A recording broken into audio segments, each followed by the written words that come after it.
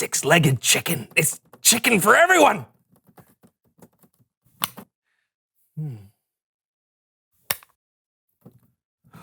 Sheep that can shear themselves.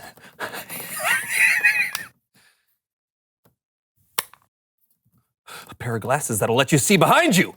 Oh, yeah.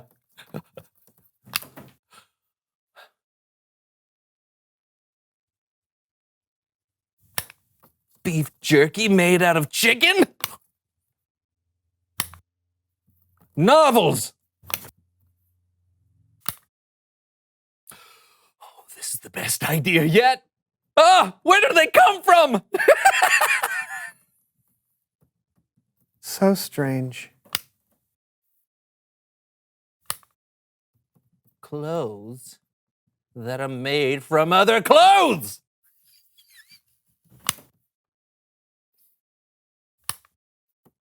Pat Sajak scented deodorant.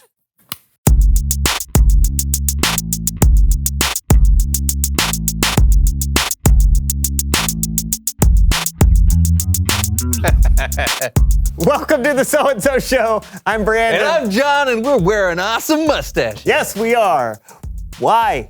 Because we're chefs, and every self-respecting chef has a mustache. Gordon Ramsay doesn't have a mustache. Okay, that's one. Bobby Flay, Emerald, Martha Stewart. doesn't have a Subpar mustache. chefs. They're like the most famous chefs in the world. Below par. Okay, who are the above par chefs then with mustaches? Chef Louis. The guy from The Little Mermaid? That doesn't count. Okay, what about Chef Remy from Ratatouille? Oh, no. Those are whiskers, plus he's a rat and a cartoon. Doesn't count. Aha! What about the greatest chef in history, Chef Boyardee? He was a genius. Okay, you got me there. We're dressed like this because we are making an old family recipe today. Snickerdoodle soup surprise? Not your family's recipe. An old family recipe from someone who knows stuff. Ooh! Bonjour. Come on in, have a seat. Oh, this is cool. Tell us who you are and what you know. I'm Madeleine Lemord, but I am called Maddie, and I know quite a bit. I know every winner of the Tour de France for the last 2 decades. I know how to put together a Bugatti racing engine. But I am most known for what I can cook. Great, you're a cook. Quoi? No. I am a chef. And by the way, I do not have a mustache. It suits you. Merci. So, what are you going to cook for us today? Le poisson! Les poissons. Les poissons. Oh, I love les poissons. Oh, me too. But no. We are making a 250-year-old recipe passed down in my family for generations. Ooh, sounds mysterious. What's the recipe for? French fries. You know, I heard that French fries actually originated from the country of Belgium. Oh, so they're really Belgian fries. Yeah. No, they are French fries. Yeah, but if you look on the internet... They are French fries. Okay. Some people like to peel the potatoes. My family's recipe leaves the skin on. Now we cut them. All right, where do we...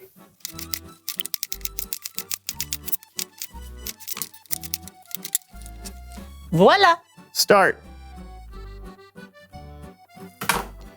You batter the fries. All right.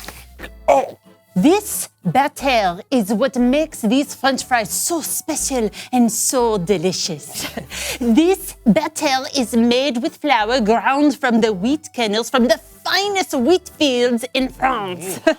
And then we add a precise amount of white grape juice squeezed by hand directly into the bowl. And then, of course, this batter contains the perfect blend of our secret family herbs and spices. Yum! Batter up! You Yep. put the duck fat in the pot. All right, this is duck fat? Yes, of course. What else would you cook in? Yeah, Brandon. Sorry. So, Chef Maddie, is there like a recipe or something in a cookbook or on the internet that in case anyone wants to try this at The home? internet? A cookbook? Quoi? No. This is a secret family recipe. I was taught this recipe by my father, who learned it from his mother, who learned it from her great aunt, who learned it from her great grandfather, Chef Jean-Baptiste Honoré Le Monde. Did he have a mustache? We do not tell people the secret of the recipe because then everyone would know it. Well, I just thought that if the recipe is so delicious that you would want other people to know it so they could, share in the deliciousness. This is something I have not thought about. It has always just been a recipe passed down in my family. Oh, well, I can't wait to pass it down my throat into my belly. So are we going to cook these Belgian fries or what? Yes, of course. You must bake them bit by bit at 375 degrees until they are golden brown. Mm-hmm. Wait. You're sticking around to watch us cook them, right? Oh, I'm afraid not. No, I do not think I can keep this recipe to myself any longer.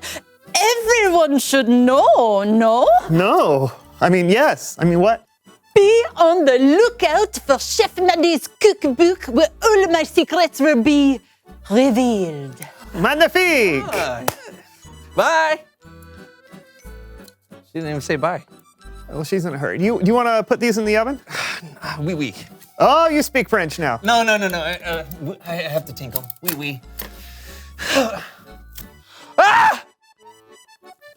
Oh! I had to tinkle and put on some skin. Ow! It's Bible story time with Kellen.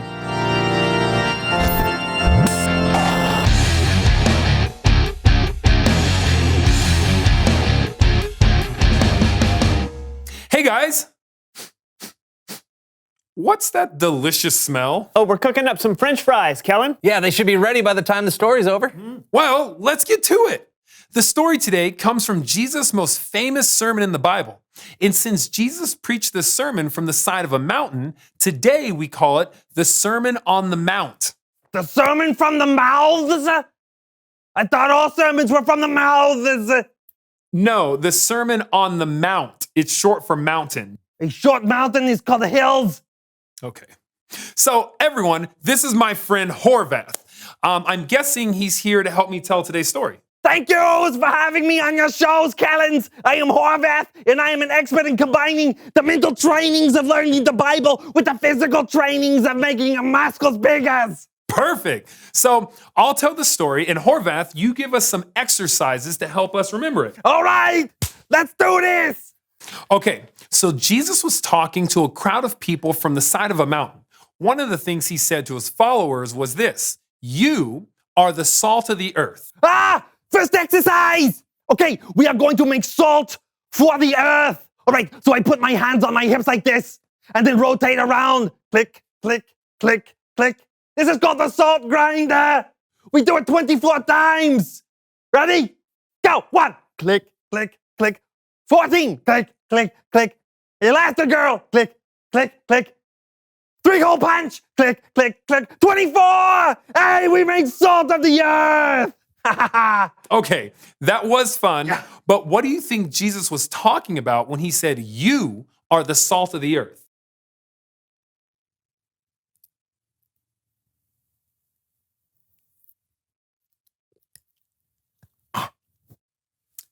Yeah, so when Jesus said, you are the salt of the earth, I'm pretty sure he wasn't saying we actually taste like salt.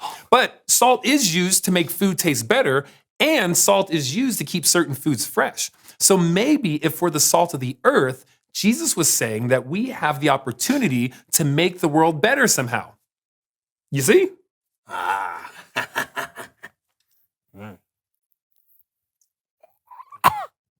Okay. Jesus kept going. He said, you are the light of the world. Second exercise. We are not salt anymore. Click, click, click, click. We are lights. So let us pretend to be lighthouses. Stand straight and rotate your head like a light all the way around. I call this turn the light on. We do it 137 times. Go. 1.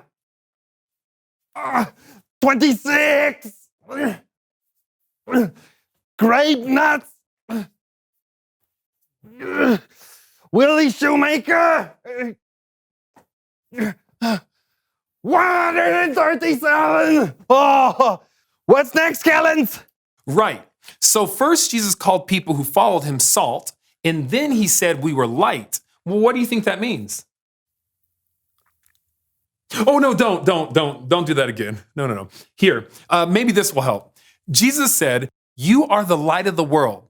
People don't light a lamp and put it under a bowl, right? Right. Instead, they put it on its stand. Then it gives light to everyone in the house. In the same way, let your light shine so others can see it. Then they'll see the good things you do, and they'll bring glory to your Father who is in heaven. I think I understand. You do? No. That's okay. It can be confusing sometimes. Jesus was saying that if you are someone who trusts and follows him, you should live in such a way that brings light into what can sometimes be a dark world. You should be looking for creative ways to do things and creative ways to love others. And when we do that, it will point others to God. All right. Let's do this. 7th exercise. I call this one ladders to heaven. So we can point people to God's. Okay, so we raise our hands and legs at the same times, just like we are climbing the ladders to heaven. And then when we reach the top, we point like this. Huh? Okay, we climb 45 of the ladder rungs. Go. 1, 6, 45. Now point to God because he is the most important. I think I need to take the elevator. Good idea. Bye, Horvath. Going down.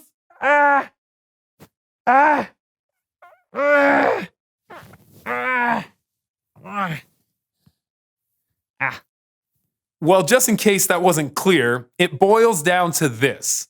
You have the light inside of you, and it's up to you to decide how to use it. You can keep it to yourself, or you can let it shine. Back to you guys. Thanks, Kellen. Hey, what are some ways we can shine our lights? Oh, there are so many different ways because everyone is so different. Sometimes it's as simple as being nice to someone. Anyone can do that.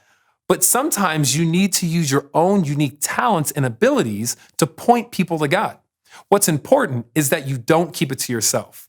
I mean, do you ever think about how you'd feel if someone didn't point you to God?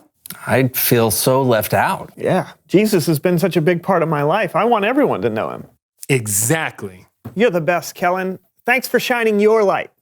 You bet. I'll see you guys next time. Bye. Let's do it. All right, reveal the question. Who first told you about God's story? What a great question, because those were people who shone their light to us. For me, it was a guy named Brett in my senior class at high school. Oh, cool. For me, it was my grandmother. Oh, cool. For me, it was my mom when she took me to Sunday school for the first time. Awesome. Are the fries ready yet? Oh. Ooh. All right. Oh, yum.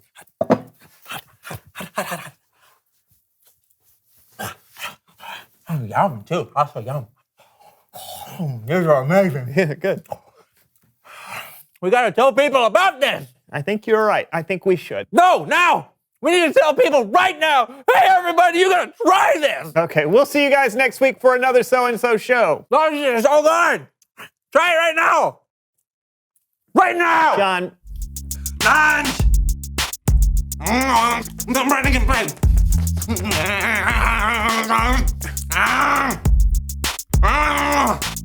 I'll be running. You do the spin! All of them!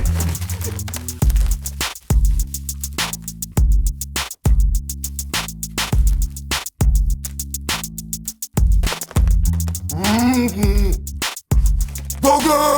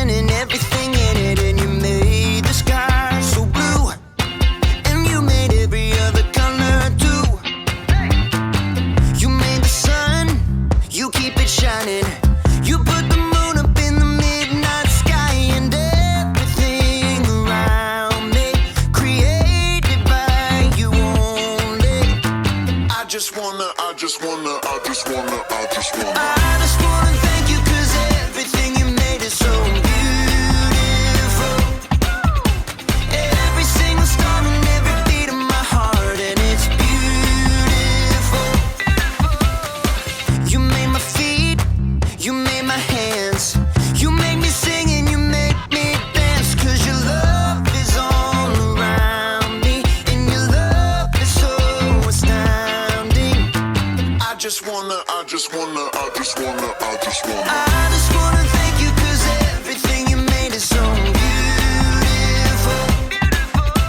Every single star and every beat of my heart, and it's beautiful. Here we go, break it down now. Everything you created with your imagination is wonderful and good. Wonderful and good. You're my inspiration beyond all explanation. You're wonderful and good. You're wonderful and good. Everything you created with your imagination is wonderful and good. Wonderful and good. You're my inspiration beyond all explanation. You're wonderful and good. You're wonderful and good. I just wanna I just wanna thank you 'cause everything you made is so